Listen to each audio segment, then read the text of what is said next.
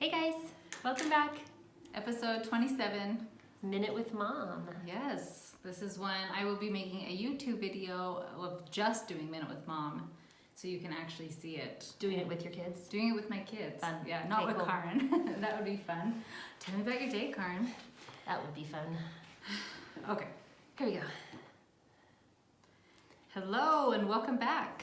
Hey guys, we're so happy to have you back listening again. Today we're going to talk about Meg's special Minute with Mom. Yes, And it's something that I mention frequently, Uh-huh. and it's something that's become part of my vocabulary that I forget, like, oh, you don't know what this is?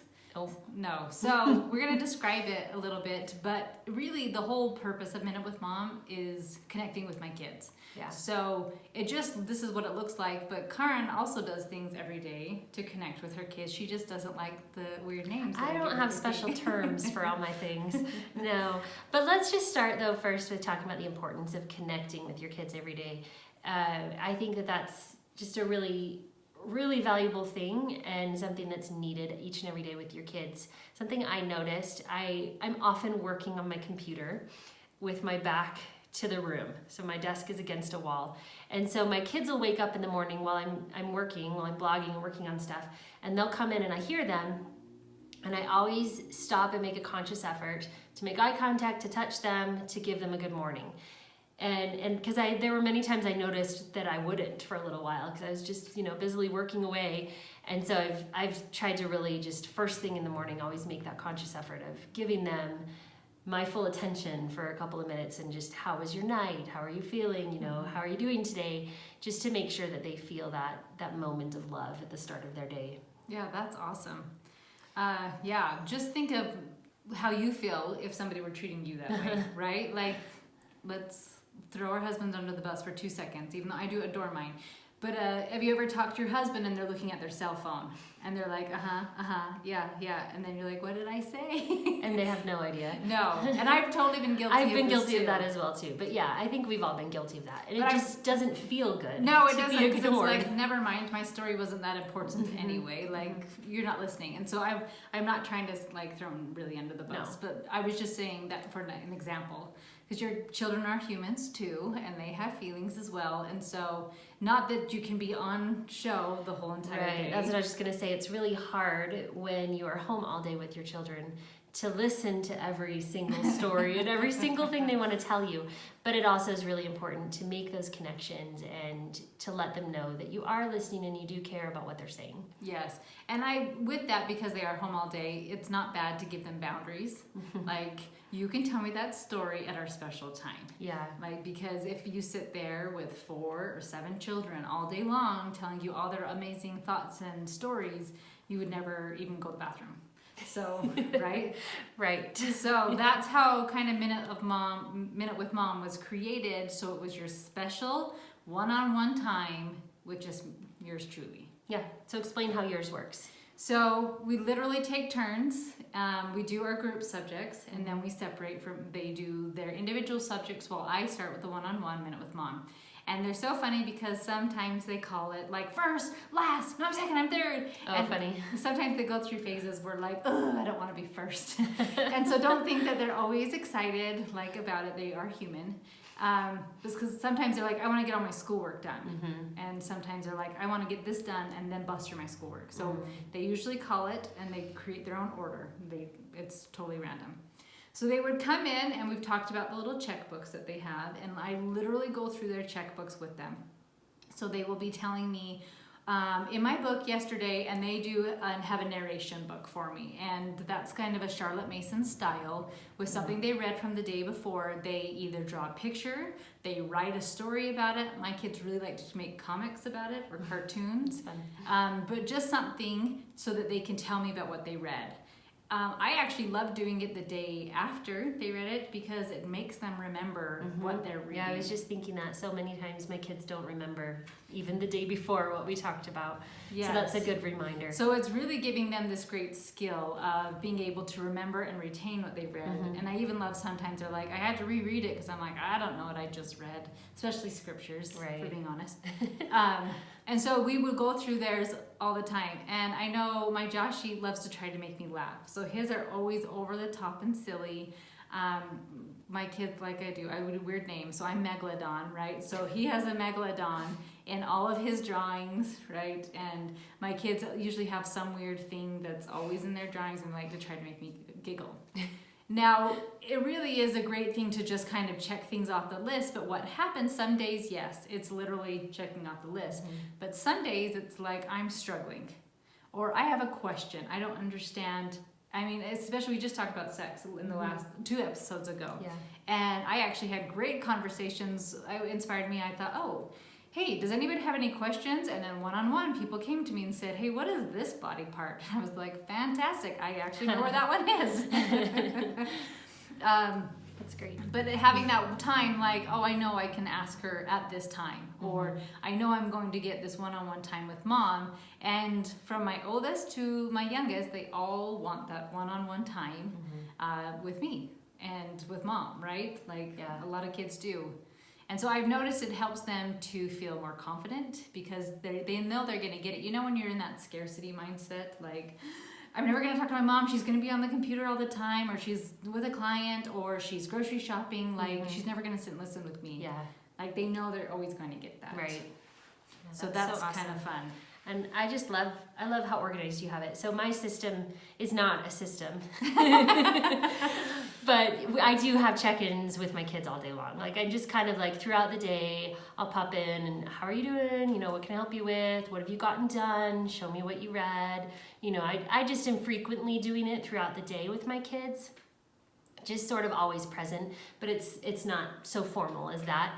And I've learned I like to kind of start with the littlest because my littlest ones are usually the ones that need the most out of me or want and crave the most out of me.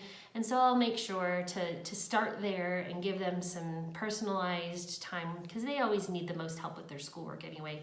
And so I start with my youngest daughter, Millie, and we'll do her schoolwork first and work through some things there. And then I give her a little break and move to the next one up and just kind of work with them on the things that they need help with and just sort of, you know, checking in on them that way. And that's how mine goes on a typical day. I don't have any fancy names or any like no cheers, schedule, no cheers, no cute drawings, but it's simple and basic, but that's what works well for our family. Yeah, and that's kind of whatever does work. I love too is that it's that time where you just get to be alone with them, snuggle on the couch. I always have a blanket with me. Yeah. So it's cuddling up. And then my kids, their narrations books have become little treasures to them and little journals. That's neat. Or even memories. And I think I've talked about this one before with Josh was it's easier for a camel to get through the eye of a needle than a rich man into heaven was one of our favorite narrations. And it is one my family still giggles about. Like, you got it, Frank, and it's a big old fat camel, like, trying to jump through a needle. And it was just it's just fun to laugh and giggle. And it's an easy way for me to know, like, that I'm going to get something done. Because sometimes, bedtime for me, honestly, sometimes is chaos. And I don't stay up late. I have tried. The other night, I'm like, I'm going to stay up till 9:30. And by like 9, I'm out. I'm the same way. useless. I was dying. My husband was out of town. It was a couple weeks ago. And my son was at a friend's house. And I told him I'd pick him up at 9. And so at 9, I mean, you know, this 10th grade boy wants to stay out later than 9 on a Friday night. But I'm like, I can't. If Dad's home, yeah, but I can't. Yeah. So I was going to pick him up. I'm driving there, and he texts me, and he's like, can I just stay a little later? And I'm like, I can't stay up later. I just can't do it. So I totally get it. It's hard. Because I do love, I have another weird name, but read and feed. I love that at nighttime, and we will read a cute little picture book, and I'll have a little snack. But honestly, I've been so sleepy by 8:30 that I'm like, ugh. See, we do have story time every night together too. We snuggle up on the couch and usually have 2 different ones because of differing ages wanting different things. And so yeah, we do that. But there are nights when it's really hard. Yes, and so this is something that I can do consistently. And so I like that because the story time has become a fun novelty. Like, hey, Mom's awake! But I was going to add this, like, what do you do don't you have kids who interrupt? Mm-hmm. Do your kids ever interrupt you? Of course. Often, Yes. And so we have, like with a baby, they can obviously be in there. Mm-hmm. So Master George can come in, and I usually try to give him a whiteboard or something to color with so he can be by me without distracting them or coloring on their stuff. But for everybody else, if they try to come in, we ask them 2 questions. And the first one is it important? And if they're like, yes, it's super important, and then you're like, but can it wait? And then you get the little like, oh, I don't know if it can. And you're like, it seems like it can wait. Like, nobody's bleeding? No. I'm like, okay, like, I think it can wait. Like, the dog hasn't ran away. It hasn't eaten the chickens. No. Okay. Then it can wait. And it's usually then when I go back to them and ask them, like, oh, I can't even remember what I was going to ask you. I'm like, okay, good thing I didn't let you interrupt. So that's just training. Like, my kids are human, and they do come in and want to, like, hey, Mom, I just thought about it. And I was like, oh, can't wait. I'm like, oh, yes, okay. So talk about it when it's your turn, right? Yeah. Or wait till I'm done, and then we can talk about it. And that's such a great thing, too, because that makes the child that you're with feel like they really do have your undivided attention. So that's nice. Yeah, and so it really is just connecting with your kid. And whether that looks like snuggling and reading together, and I think reading is a beautiful way to connect with them. We do our read alouds in the morning when I'm perky and wide awake, right? I don't know when I became such a morning person, but that's why Karin and I are such good friends. I've always been one, so I don't know. I know I could text Karin at 5:30 and she'll answer me back. It's true.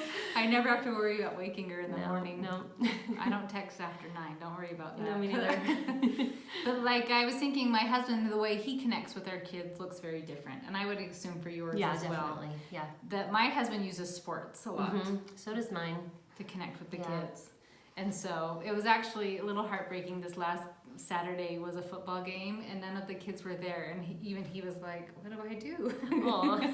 Because they're just older and teenagers. And They have other stuff to do now. They're getting out. And so I thought, oh, okay, well, I got my time still, so I guess I'm good. But so homeschool is a great way just to always be connecting with them. And then this just takes it a little bit more in depth of really building that relationship. But I will say that that's one of the most beautiful things about homeschooling in general is the stronger relationships you're going to be building with your children. And whether you're doing it through Minute with Mom or throughout the day in little bits or however you work it into your home, these connections are so special, and they're going to really strengthen your family and relationships with you and your child, but also between siblings as well. And it's been a huge benefit for us. Yeah, well, I think about that too. So my boy's about to turn 13 tomorrow. So I'm going to have 4 teenagers. And I was waiting for the teenager stuff to be crazy and awful, and everybody's going to be giving me grief. And it's not perfect because that doesn't exist, right? No. But like, it's amazing. It's so fun. And as we're here, I had kids who need to be ran different places. And so one... it'd be nice if we had a car for every driver, but alas, that kind of actually would be obnoxious too. But so my husband's at work, I have a car here, and then there's one car for the 2 boys to share. And one needs to go to work, and then I needed somebody else to take another boy to a flag football practice. And so they totally figured it out. The one was like, I'll ride my bike to work, so you can take this one. And it was just neat to see the camaraderie, because I'm working all the time as connecting one-on-one with my child, and then connecting the family as a group, the unity. So it's working. It's exciting to see, like, I'm reaping what I've sown. Yeah, definitely. Okay. Well, awesome. So thank you guys for listening. Hopefully this helps answer some of your questions on the Minute with Mom and how to connect with your kids better. And we will talk to you again in another week. All right. See you guys.